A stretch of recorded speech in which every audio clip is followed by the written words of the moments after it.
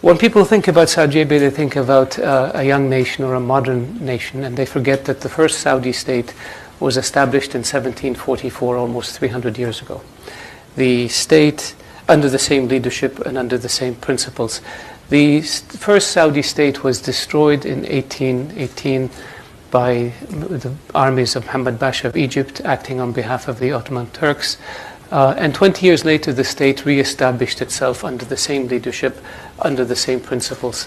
In 1881, it was destroyed again through an invasion, and it was able to reconstitute itself 20 years later over the same territory, under the same leadership. I make this point because I don't believe there's another example in history where a nation, a monarchy, was destroyed and from the outside and came back and reconstituted itself under the same leadership over the same territory, not once but twice.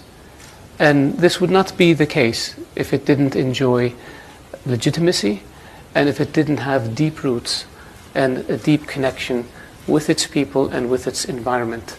That's one thing that people sometimes looking at Saudi Arabia have a difficult time understanding. The Kingdom of Saudi Arabia is a country that's united. It's a country that's pragmatic. It's a country that has a sense of proportion and balance. A country that is non-ideological. A country that has no ambitions beyond its borders. We have enough territory. We have enough resources. We have enough people. Our desire is to live in a peaceful, secure region so that we can focus on our internal situation and improve the lot of our people. The Kingdom of Saudi Arabia's history has been one of change. If you look at the last, since the completion of the third Saudi state in 1932, the Kingdom of Saudi Arabia's history, the one constant in our history, has been change.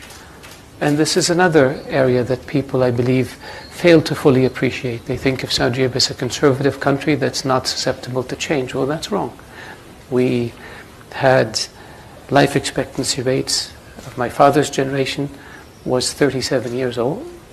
My younger sister's generation, 70 years. Doubled in one generation. Literacy rates in Saudi Arabia, or illiteracy rates, were 95% during my father's generation. During my younger sister's generation, 100%. In one generation, we abolished illiteracy. Education for women, which was non-existent in 1960, today 55% of college students in my country are women. Huge change. 70 years ago, we were a tribal nation with simple infrastructure. Today, we're a modern nation with a very modern infrastructure. So that's change. We built institutions, the Consultative Council, in the early 90s, 60 members, today 150 members, 30 of them are women. That's change. We adapted new laws, we adapted new regulations, and we moved at our own pace. That's change.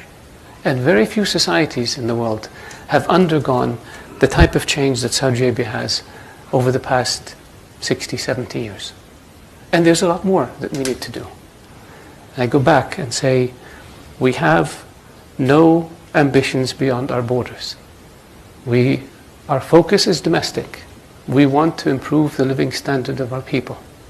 Our vision for the future is change in a positive way, not trying to reclaim lost empires.